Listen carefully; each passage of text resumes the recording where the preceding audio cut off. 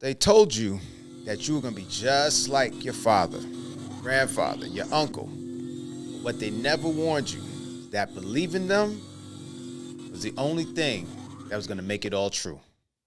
Let's get into this, man.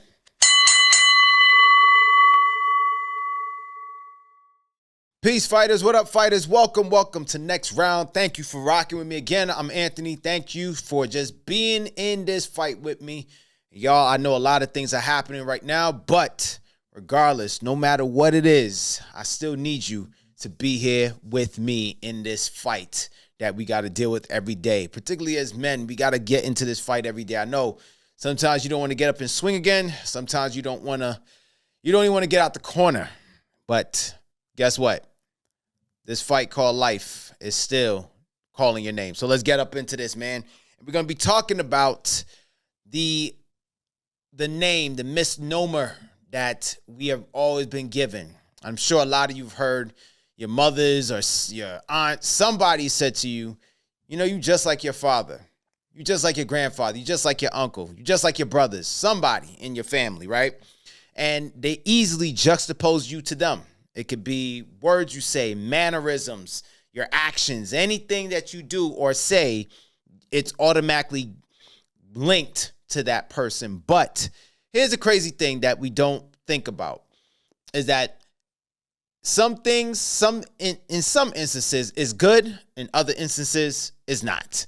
But oftentimes that connotation of you're just like you fill in the blank, it's not good. And so this is why I'm getting at you, because there's a lot of men right now who are walking around and carrying curses that they never agreed to. And when I say you never agreed to it, I mean that there can be habits, addictions, certain things that have been passed down or involuntary passed down to the family. And these curses that you never agreed to is not that you're weak. It has nothing to that but is that somebody spoke a limit over you. Somebody believed that this is how you're going to be, and you never challenged it. When you would hear somebody say, oh, yeah, you're just like your father. I'm sure some of you have heard that. Some of you heard that you're just like your uncle or your brothers or something. And then they'll say, and they'll explain it to you because he walked like this. He did this before he sat down and da-da-da. And you will do the same thing subconsciously without even knowing it. But you'll hear things like your father was an alcoholic. You're going to be just like your uncle, or you're going to be just like your grandfather, or you boys never will grow into anything. And people drop these words like it's a casual opinion. And that's what oftentimes it just is. It's a casual opinion, but on a man's spirit, doesn't matter how old you are, whether you're young or older, but on a man's spirit, that becomes like handcuffs. It becomes handcuffs.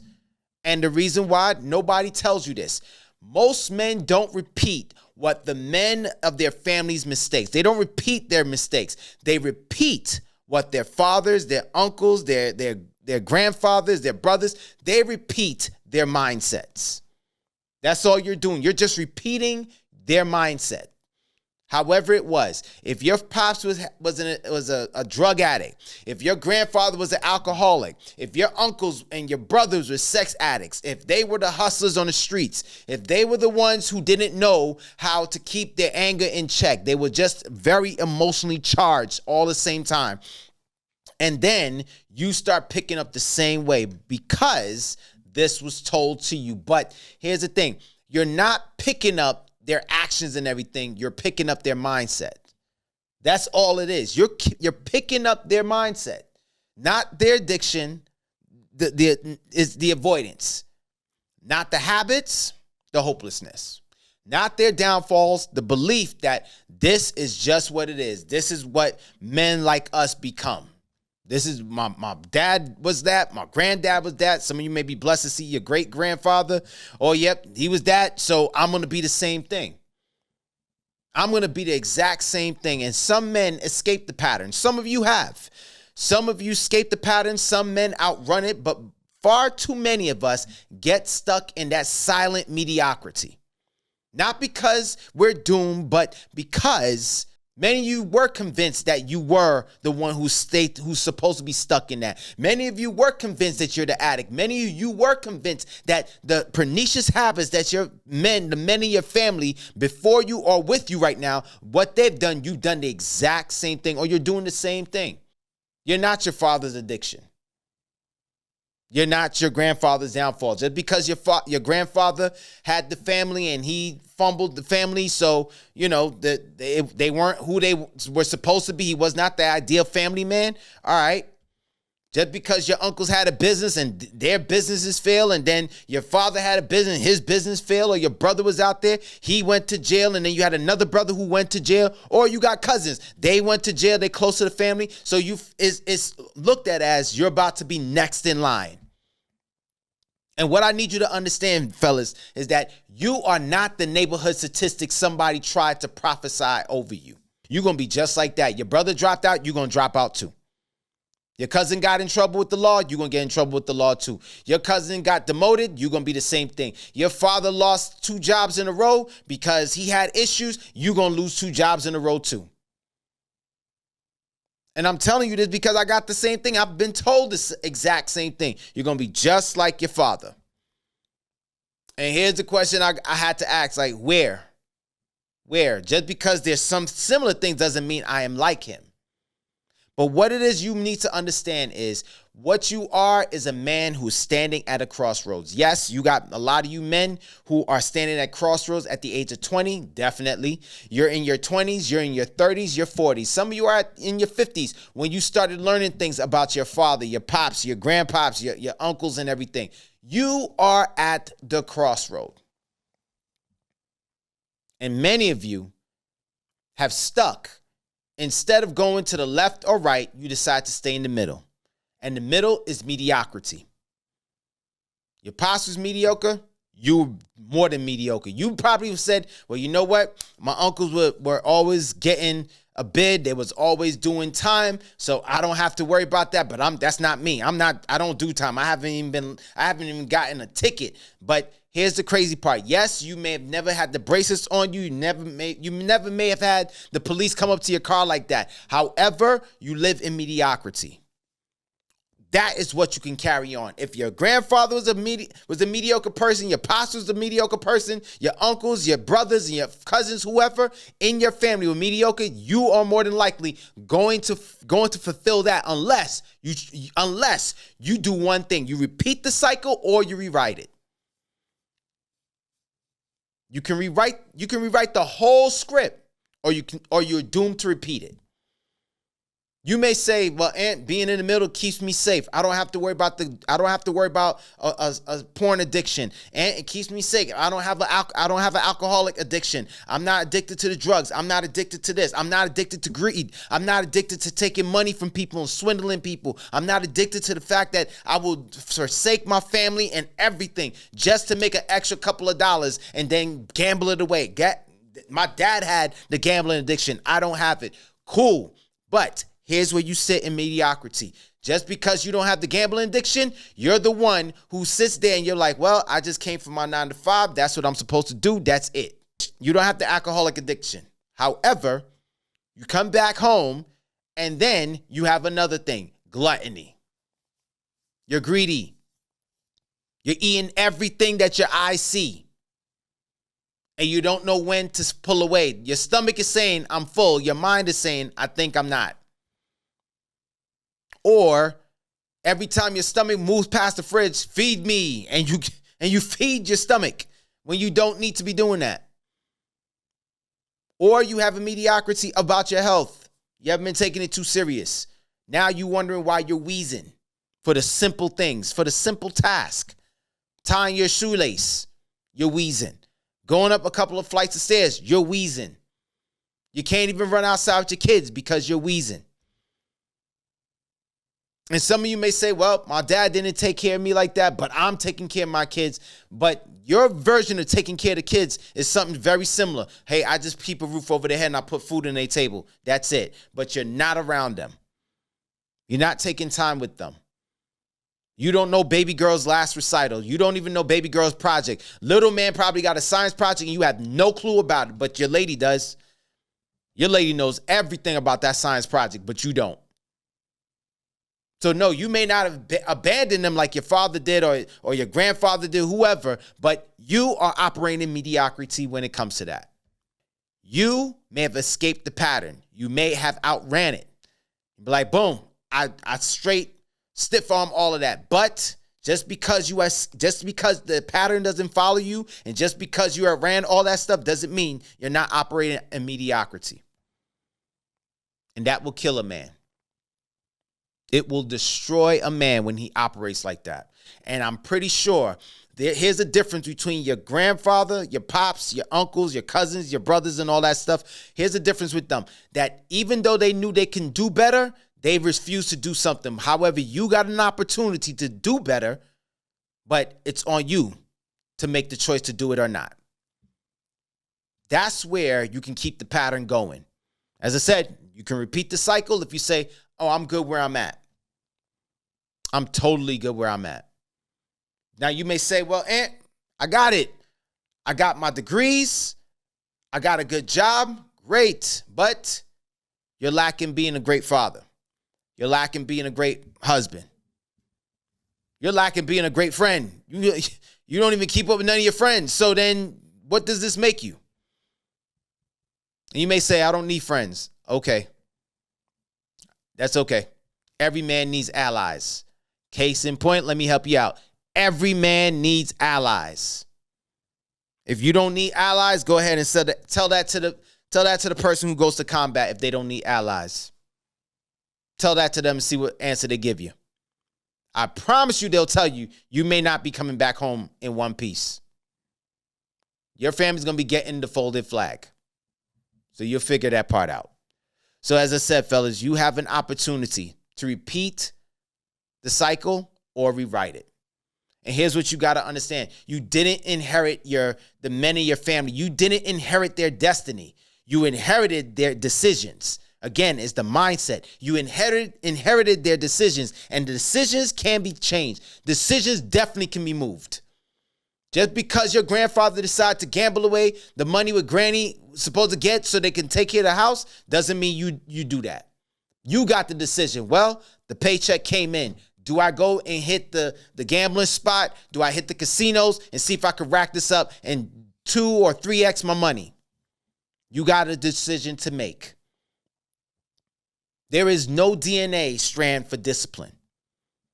No gene for self-destruction. So this is why you got to stop believing that stuff people tell you. That is not in your DNA. No family curse that beats a man who's willing to confront himself. No family curse is able to do that. Your father, your grandfather, and your brothers and your cousins and your uncles, they are not your future, but they're your warning labels. One of my favorite sayings that I love is from Catherine Erd. And she says, if you won't be a good example, you'll be a horrible warning. I love that saying. If you can't be a good example, you will be a horrible warning. The horrible warnings are right there. You see what your grandfather look like now. You see what your uncles look like now. You see what your brothers look like now. Your brother's struggling. Yeah, they can brag that they went to jail. They can brag that they beat the system. They can brag that they never got caught. They can brag that, but they're still struggling. You got to name that pattern. Stop dancing around it. Stop dancing around it and stop dancing with it. Name the pattern. You can't break what you won't acknowledge. Write down the exact behaviors that you don't want to repeat from the men in your family. What is it? Clarity creates distance. What are they? Because that clarity is going to create the distance. Like, oh, word, granddad didn't know how to do this. Oh, man, my pops did this. Yeah, my brothers, boy, they had a porn addiction, and I saw what that did to them. They didn't know how to control themselves, and because they didn't know how to control themselves, they were just out there. And then, oops, got a baby. They had oops babies. They not only one, but they had 3 or 4 oops babies, or they got the claps. You know what the claps are. If you don't know what the claps are, go and look it up. Next, build the opposite identity. If any of the men in your family were unstable, you be consistent. If any of the men in your family ran from responsibility, you anchor yourself in responsibility. That's one of the pillars of this channel. Accountability. Accountability. If your granddad, your uncle, your pops, your brothers, whoever, they numb their pain with drinking, with another drug, whatever, they had to smoke it, snort it, or inject it. Regardless, you face yours. However they had to numb their pain, you face your pain. You don't break lineage with willpower. That will never work. You break it with identity shift. I'm not going to be like my granddad. I'm not going to be like my uncles. I can't be like my lascivious cousins. I can't move like my addicted brothers. I can't move. You see how you putting that there? You put what it is that makes their identity, and you say who they are. Hey, my addicted brothers, they're an addict, so I can't move like them. And also create a manhood standard you refuse to violate. There's no negotiation. Non-negotiables, man. Create hard lines there. Behaviors that are off limits, even on your worst days. Yeah, we have that. We have those days, fellas. Yes, ladies got them too, but we got it just as them. When we have those days, you're like, you know what? This is one of those effort days. It's just not that day working for me, and you just want to go, let me go and hit the gambling spot. I already know how to move the dice. I already know how to move these cards. It's easy. All I could do is just play a little hand. Let me go and get, what's $10? What's $20? What's $50? Then you putting up a whole C note, and then you're putting up the whole rent. And I've been around men like that who put up their whole rent just to see if they can 2 or 3x it. So yes, behaviors that are off limits, even on your worst days. Even if it's a bad day, even if it's a bad week. Nope, can't do this. Men fall when their standards are optional. When your standards are optional, you will fall. Yeah, well, you know, I'm having a bad day. Me and the missus, we ain't really vibing like that. Well, you know what? They got this chick over here. Well, now your standards have become optional. And fellas, let's call it what it is. It's not easy. It's not that hard to fall into that. Surround yourself with men who don't speak limits over you. This is very important. You got to surround yourself with men, man. Surround yourself with other men. Your circle can push you towards your future or shove you back into your past. I brought this up to you before. You got your homeboys and everything. They say, yo, man, come on, we going back. Yo, man, we going here. And you be like, nah, I can't do that. I know what that's going to do. That's going to trigger me. But they say, man, stop being weak, or they call you something else. Stop being that and come on through. You work too hard. Come on. Yo, man, you got to relax a little. Okay? So you got to surround yourself with the right men. And you got to choose them wisely. Where are they that you want to be? Where are they where you're not? That's how you see a lot of you cats out there, you young brothers. I'm talking to you. You the young cats and you trying to roll with the OGs. There's a reason why. You see what they're doing in the streets. So you want the same exact thing. You see they got the money. You see they got the cars. You see they got the girls. So you want the same exact thing. What are you going to do? You're going to hang around them. It's funny, when it comes time to hang around pernicious people, we want to stand in line for that. But when it comes time to hang with positive people, we're very hesitant. Build a legacy on purpose, not by accident. Build it on purpose, not by accident. Every day, you're either copying a pattern or you're creating one. Success is lineage, just as failure is. Success is in the lineage. Failure is also in the lineage. That's how come you will have your mother, your aunt, or somebody say, you just like your father. You just like your granddad.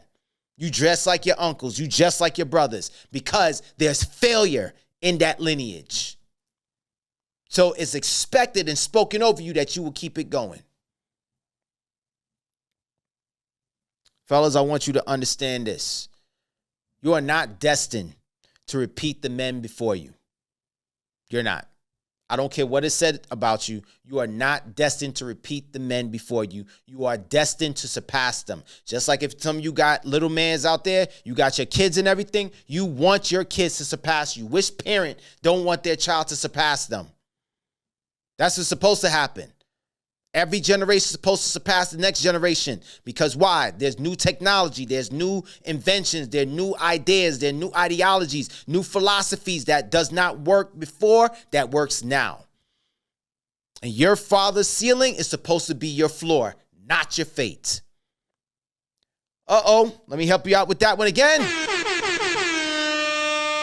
Your father's ceiling is supposed to be your floor, not your fate.